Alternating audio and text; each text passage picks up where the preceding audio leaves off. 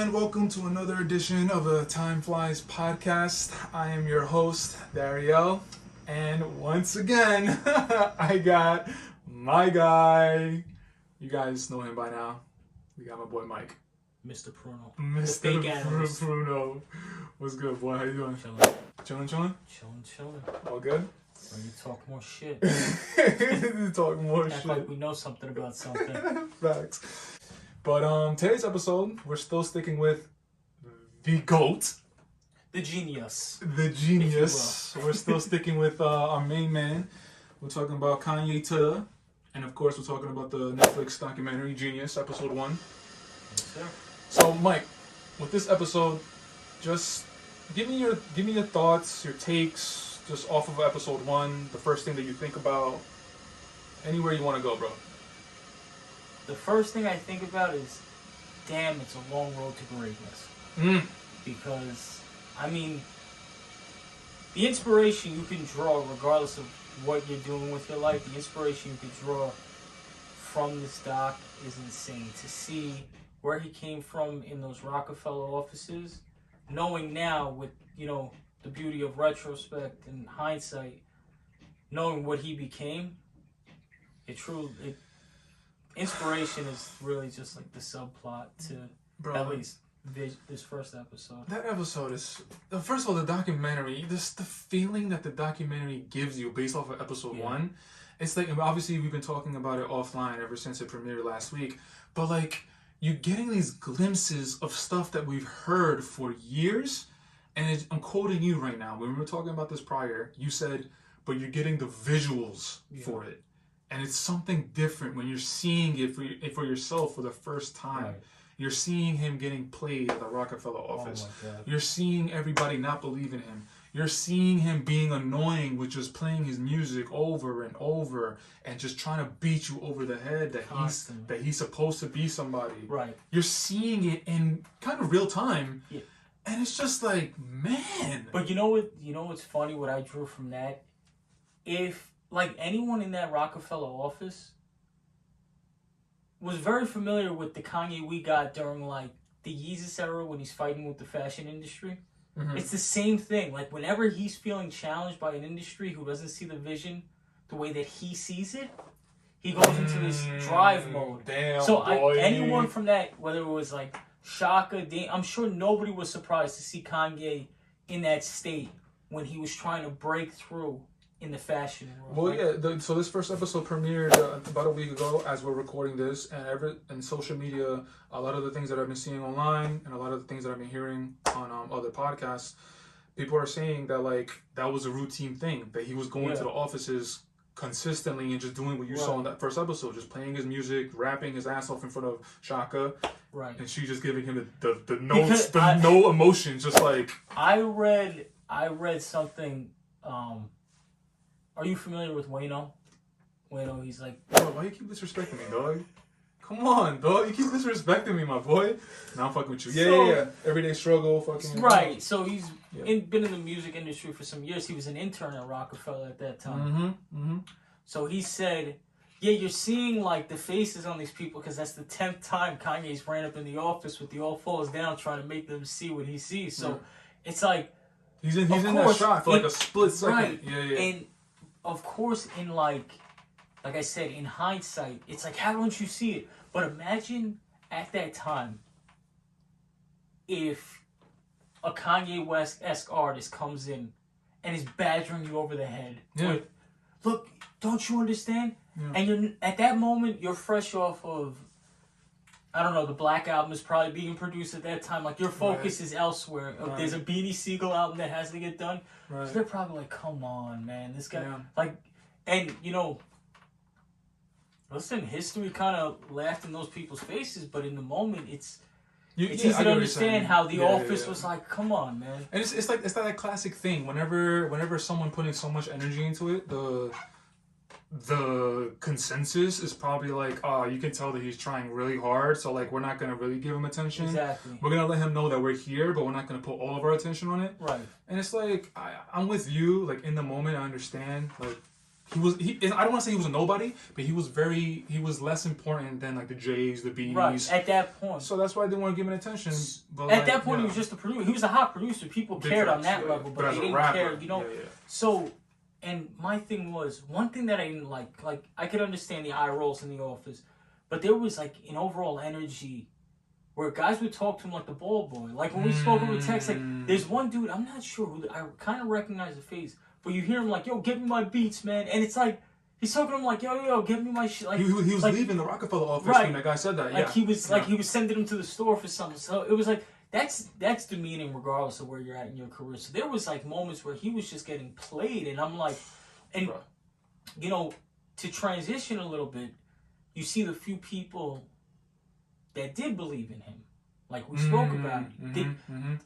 From what I could see, in terms of rappers, not producers, not execs, other rappers, which is the field he was trying to lean into, that believed in him, were Mos Def and Talib Kweli. They were letting him get on stage. They were trying to get him in with Raucous Records.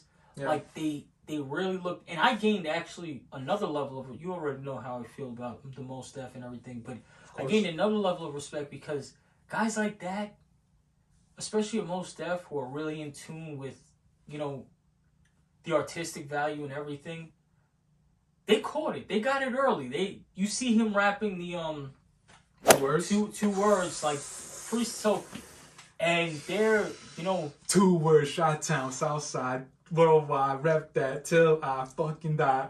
Fuck, bro. I think I messed that up, but and it's an acapella. And it's the passion that was in it. Yes, Mos is freestyling. He's doing acapella, and he's like freestyling. I don't want to say he's trying to look cool, but he's just freestyling. It's just his natural demeanor. Right, and then Ye comes in. He's like barely able to breathe, and he just like his breath control is different. Bro, I was like, this guy is on another level. No, it was, and you know, But the way he was rapping, he was rapping as if it was like, you need to pay attention to this. It was do or die at that moment. It's a Chi-Town wordplay right there. Just for the listener. Okay, I see where you're going with it. Listen.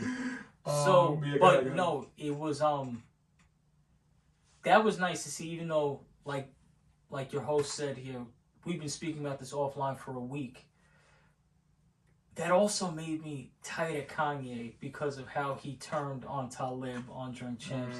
And even to a degree, how he turned on the backpack community. When I get it, if you were using that to level up a little bit, that's one thing. But bro, we see your passion. We see the guys you're surrounding yourself with. You got Consequence. You got GLC. You got Black Star. Bro, you like the backpack shit. Don't try to play it now, and especially don't try to play Talib Kweli. If you didn't mess with his music or his style since back then, it doesn't need to be said at this point. Like, well, okay, so what exactly? Because you're talking about the Drink Champs interview, obviously. What exactly did he say? Because I saw it, but I forgot he literally said verbatim, "I never liked the way Talib rapped." Right. That was specifically. Right. Yeah. But what he say? Didn't he say that? He used the whole backpack thing. He said that was never his wave. He just used it to try and get on. He used that to level up, which... Got it. Yeah.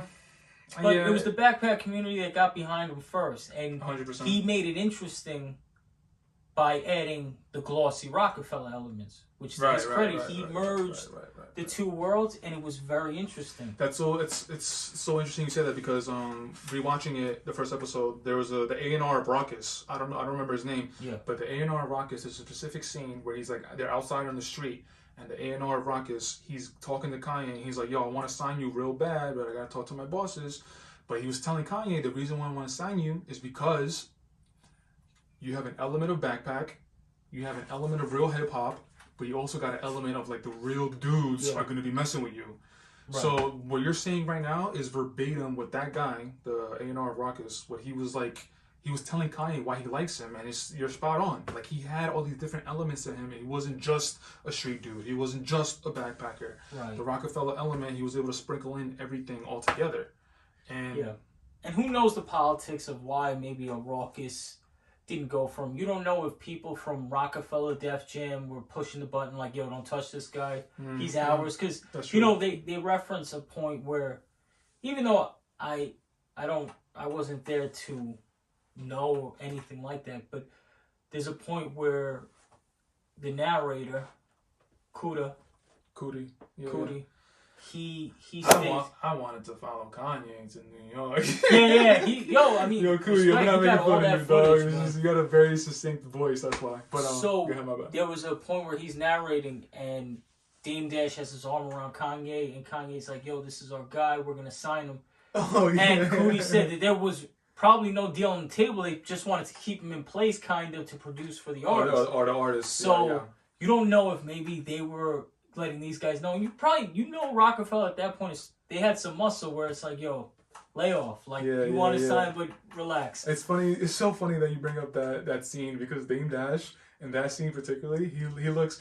In that scene, he said that it was like 2 a.m. I think they finished celebrating his birthday. But the way he talks and the way he carries himself, I'm not sure if it was because of the night, if he was so tired. But like he kind of talks like that all the time. He's very like nonchalant, and he's just like, "Yo, this Kanye West right here. Yeah. Yo, we signing this dude." Yeah. And then I'm just like, are you ever like on one? When he's angry. When he's angry. When he's in offices and he wants to turn that shit up. Yeah, and then the Breakfast Club interview. Yeah, that was probably that's probably my favorite Breakfast Club interview ever. He's going to Envy. That shit was legendary. But yeah, that was just a thought. The way he talks is pretty funny. But it turns out like when you hear the accounts of the people who were actually there, they'll say as far as the Rockefeller offices, Dame was the one who ended up really pushing for him as a rapper too. Yeah. So I forget what project it was because when Dame and Jay they had beef and they split, Ye went with Jay. Yeah. Right, and then Ye has been apologizing. He said he should have stick with Dame because Dame was the one really pushing. Who actually? Yeah. Because it's true, man. But you could see though too, especially when you see Dame in these later years, you could see Jay was a hustler. Obviously, he had the level of artist in him. He made the music like one of the best to ever do it. But the visionary and the true creative of that Rockefeller team was Dame Dash. He's the one who saw it through. He's the one who, What about Biggs? Biggs was a lot of the funding. Biggs was like, he was the streets. He was the guy who was bringing the money in as the startup. But Dame was the visionary. And I'm sure Dame had the element of the street shit. They all did. But Dame was the guy who saw it through. And you really see it, like I said, in these later years because now he's doing his whole independent thing. Where super independent. Whether people are paying attention or not, this guy has, a movie production company, a music production, like all filmed on his own turn, like his own land. He literally, like he's living what he says, and this is all his own brainchild that he's brought to life. So you kind of get the gist. Okay, that's probably another reason why Kanye may have felt the need to apologize because he understands. Well, Dame really is the one who spoke that language, but yeah, man, it's So you said that you didn't like how he's been treating Talib, and it's true. I agree with you on there. And then another example is how he's been. Well, they've kind of reconciled, him and Dame, but there was a moment where I don't want to say he wasn't fucking with Jay. Well, I mean with Dame, but he just didn't pick Dame. So it's like this. It's a weird thing. Yeah, this first episode is like really bringing to light a lot of things, and I'm kind of like mixed emotions about it because it's like all the things that he was doing back in the day. Like you had the support of the backpackers, and then fast forward, you don't fuck with Talib, and then fast forward to a couple years ago where he wasn't fucking with Dame, and it's like, dude, but like those guys were kind of in your corner, bro. It's like I don't know how I feel about it, bro. You know what the thing is? I think it's kind of a little sad. I think that there's a level of, I don't know if Kanye and Dame were really just not conducting business or not feeling each other. Who knows? Who's to say when it comes to the personal stuff? Right. Dame would call us chatty patties because we're talking about shit we know nothing about. Chatty patties. But when you chatty patty. The ironic thing, because we're talking about how he turned on Talib, or right. You kind of see how even that monster is built in this first episode. Because you go to the music convention. You go to him sitting at the table. It's Doug Infinite and all these dudes, Chicago-based artists. And they're all having a regular-ass conversation. Like I told you offline, Doug Infinite seemed like a low-key hater to me from jump. I don't know what it was, is that he just wasn't that enthusiastic. He seemed like there was a bitterness to him. Right. And so they're all sitting at this table, and literally within 24 hours, they're listening to the radio, and the dude Doug Infinite has turned on him, dissing him, and they have some half-ass reconciliation in a parking lot somewhere. But you see how Kanye's learning early, all this music industry shit, like the way these people treat you when you're at this level, people turn on you, people talk to you like shit. Yeah. And these are all elements that may have built that monster in Kanye, where you see him carelessly, callously turn on the Talib, whoever he may have turned on in the midst of all this. Yeah. I mean, yeah, that was a little sad. That's just a little sad to see. Kind of switching it up, something else that just like hit me so hard watching this episode, his mom. Yeah. Oh my god, man. Every time she says his name, Kanye, I'm like, oh. You really see how that was the centerpiece of his existence, like the nucleus. And we talked about this in one of the episodes of the Kanye ranking albums. Go check that out. Apple Podcast, Spotify, all that here. Mm-hmm. Anyway, just hearing his mom say his name, man, it's just like it hits my heart every time. And it's just like you could tell why she was such an important figure in his life, and why he's not over it. Like, he would go to her when he was insecure about shit, man. She was that one just unfiltered support system. There was nothing but a mother-son bond there, and she was completely supportive of everything he was trying to do.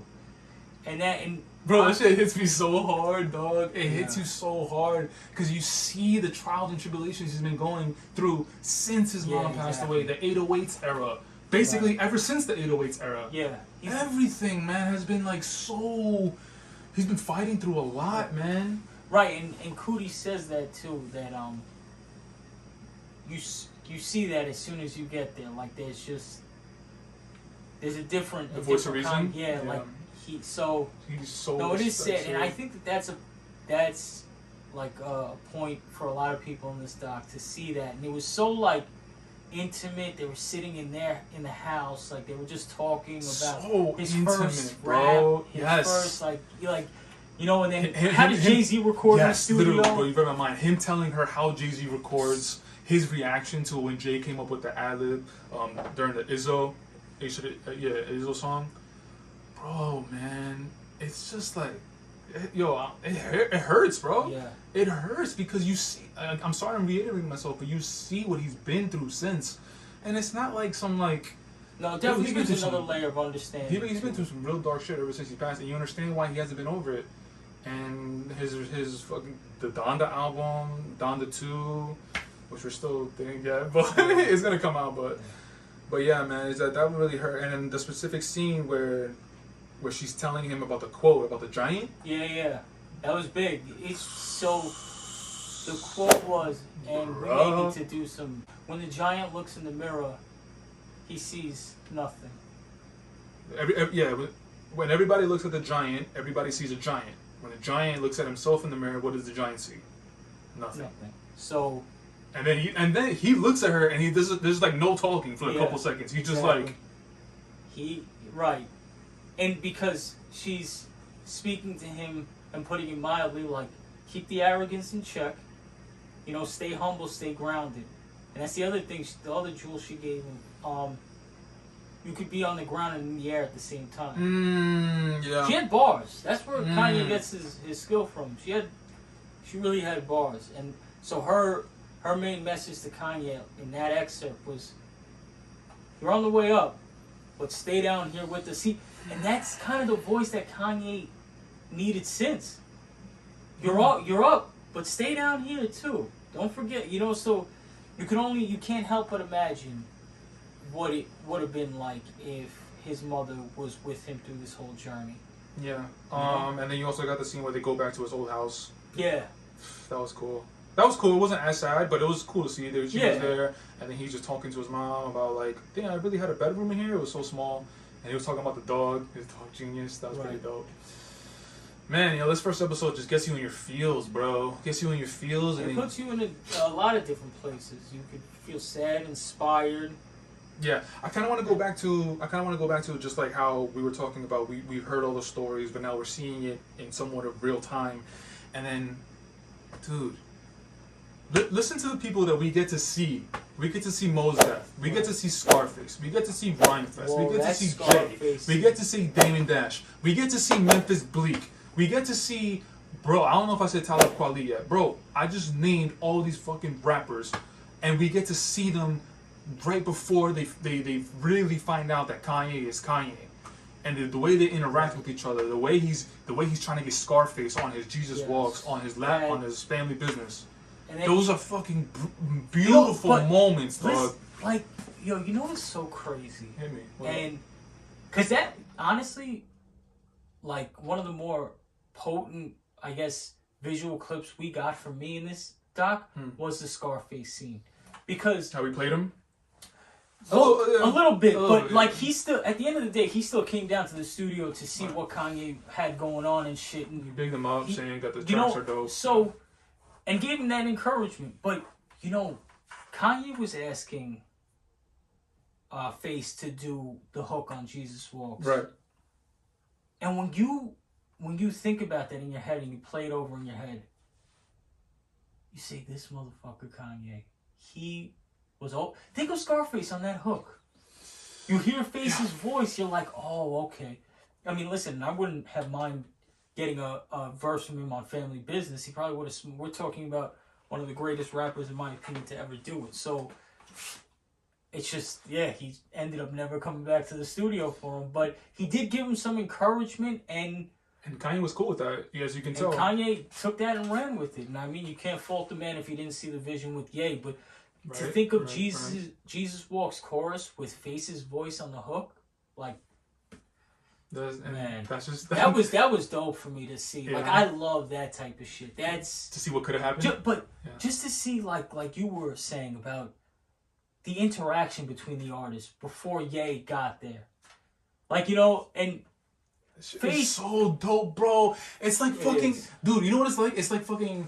I don't care if this analogy is too much. I don't give a fuck. It's like Superman learning to use his fucking abilities, bro. He's learning to use his abilities.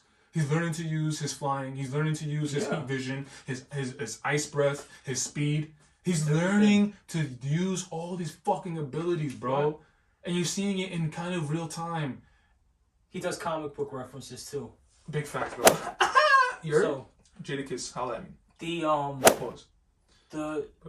Nah, I can't, man. That, like, just, you know, to go back to... Where are you going? Because, Face was talking to him like he was his elder, which, I mean, technically he was, but, like, with the retainer, like, there's these little nuances, could you picture anyone talking to Ye like that? That shit was gross, though. That shit was gross. It was disgusting. Like, and that retainer was like a running gag throughout the whole thing. He kept bringing up this fucking retainer. Yeah. No, that was really dope. Another dope moment is when, towards the end of the episode where the Hard Knock Life tours in Chicago, Ye gets the Rockefeller chain. Ye gets the Rockefeller chain. I got some news for y'all. Yeah. I'm the newest member of the Rockefeller team. And that's a legendary clip. It gives you more context to the clip we always saw in the Through the Wire video, which we saw that at I believe it was the very end of the video. And at that point, I was like, yeah, he deserves that fucking chain. You know what I mean? Like, and man, I'm excited to see where it goes from here. So episode 2, and I think it's every Wednesdays. Every Wednesdays they premiere. Yeah, so tomorrow, because we're recording this on a Tuesday night. But the teaser that we got is the car accident.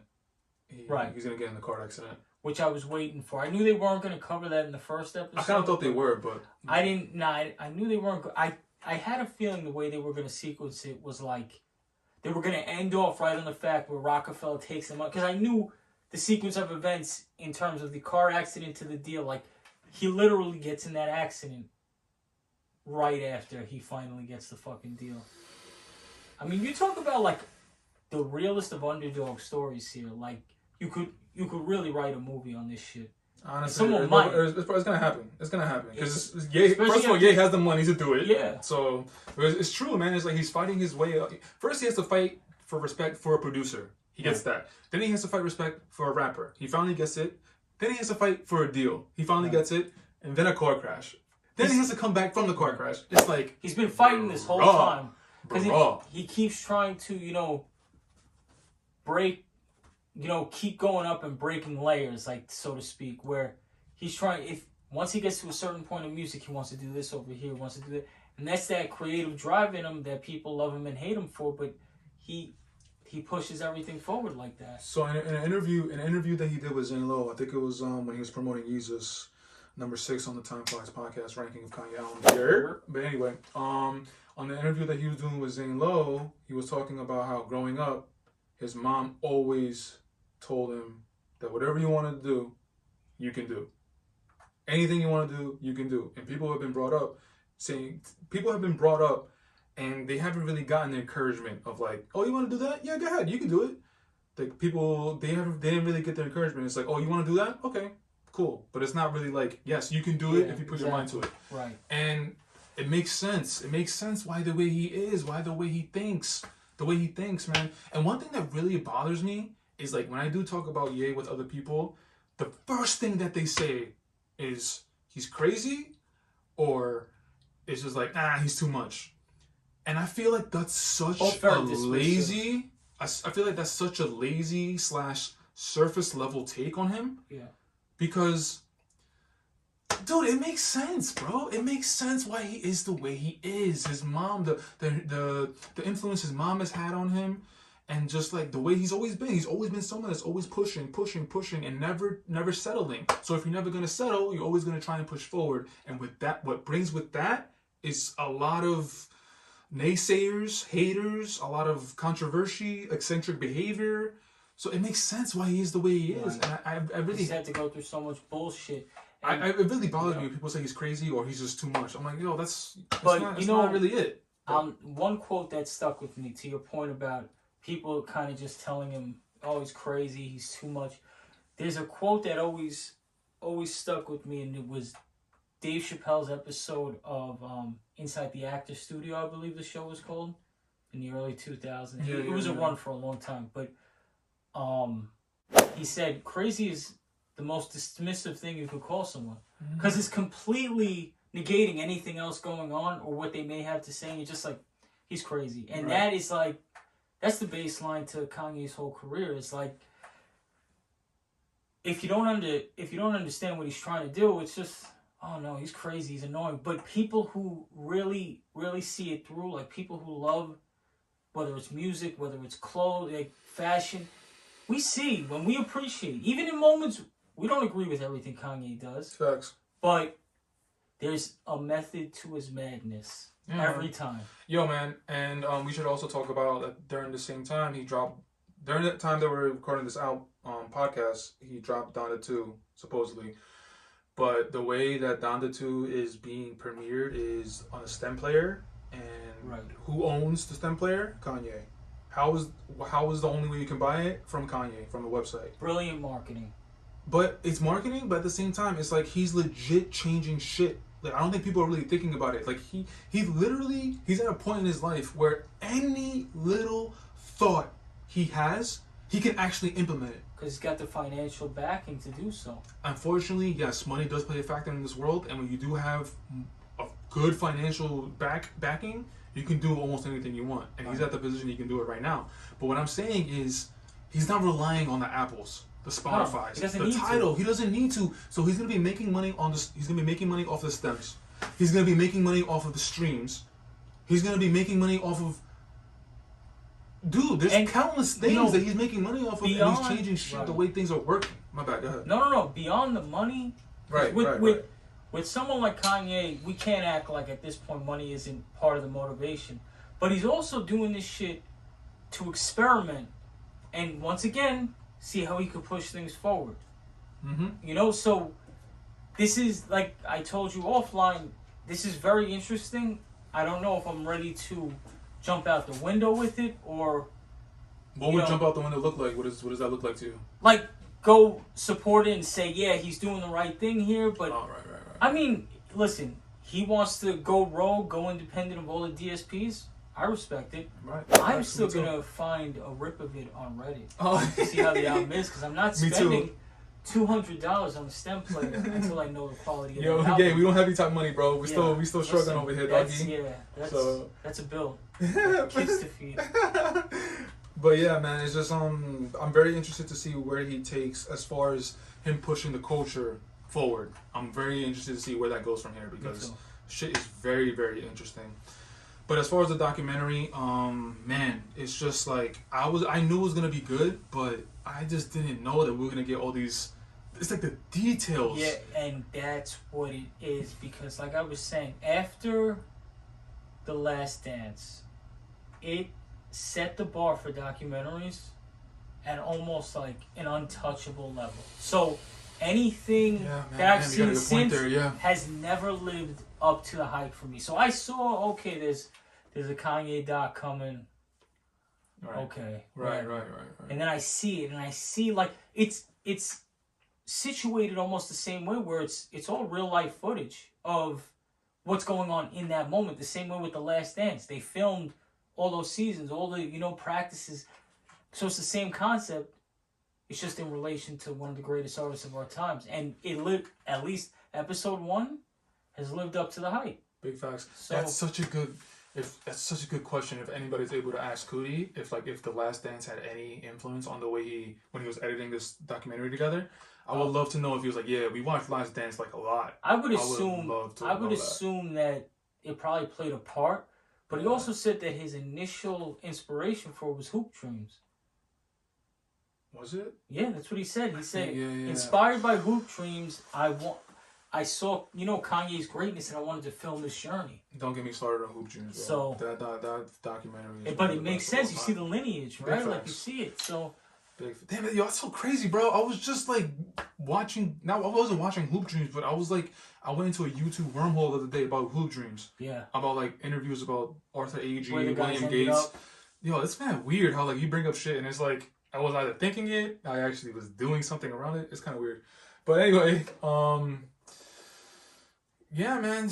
I mean, I got everything off of my chest for episode 1. We'll be back for episode 2. Oh, big facts. Yeah, this is going to be a recurring segment. We're going to give our takes from each episode of the Genius Doc because we fuck with Ye. And again, this goes hand in hand with the reason why we did the ranking of the Kanye albums. We want to bring it back. Right. We want to reel it back in. We want to remind people of the genius that Kanye is. This documentary is going to do it all by itself. But, I'm sure Ye wouldn't be mad for his friends to help him out. And time flies, listeners, viewers, don't worry. We will embark on conversations of other artists. It just so happens that right now, Kanye, whether it's all the controversy surrounding his name, like your co-host, like your host, I'm the fly-by-night co-host. Like your host said, well, we're going to make that happen soon. We wanted to bring it back to center to reestablish his greatness, and it just so happens, as God would have it, fate would have it, this documentary comes out. So we both felt like this would be a good idea to cover this, to follow up, give you a little short, under 60-minute type of thing. Facts. But, we're here now. Facts. All right, so we'll be back for episode 2. Before we sign off, my guy, give your socials if you want, IG, anything you got. What you got? I always get, you'd think, what is this, 3 or 4 episodes. This is probably the 4th episode in. So, yeah. My socials, Instagram /Mike.Pruno, Instagram /IBGR. Inspired by Gold Ropes, baby. You can follow there. Yes, sir. You don't have to. As long as you listen to this podcast, we're cool, man. I appreciate that, my guy. That's it. And yeah, man, as far as time flies, I'm about to give you a slew of stuff. As time flies, first and foremost, we got some merch right here. We got the dad cap again. We got the little tote bag. You can go on the website, timestaysflying.bigcartel.com. I have the link on Instagram. It's more pictures, and you get the dimensions of the hat and everything. You can catch Time Flies on Instagram, timeflies.1221. Twitter, timeflies1221, and YouTube, baby. You can catch Time Flies on YouTube. Please make sure to subscribe, leave a comment. Please, just positive. Not be positive. Just don't be rude. Don't be mean. Don't be a troll. We love talking. Keep it tasteful. That's all we ask. You could conflict with the opinions because that's also what we're here for. We're here for a debate. We're not here to just be agreed with. Big Keep it facts. tasteful. Big facts. And yeah, we'll join in the comments with you guys. We'll talk shit with you, Kanye, and all the other topics that we're gonna bring up. And last but not least, you can also check out the podcast on Apple Podcasts, Spotify Podcasts. Please rate, review, subscribe to the podcasts. Leave comments. Every little bit helps. And lastly, again, my guy, I want to thank you for coming through, bro. I want to thank you for giving your time, your energy, for talking what we love to talk about, hip hop, the culture. I really appreciate it, man. Appreciate you having me, man. No doubt. We got more with more episodes, and we also got more interesting coming, more stuff coming that's not Kanye related. It's something completely separate. So please stay tuned. Yeah. Your host right here has a bevy of ideas. When I walked in, I was hit with an M16 of ideas. So we're cooking.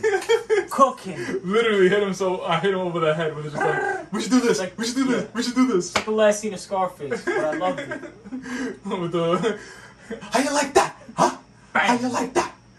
Anyway, but yeah, man, thanks for listening, and we'll check you out next time. Yes, sir. Peace.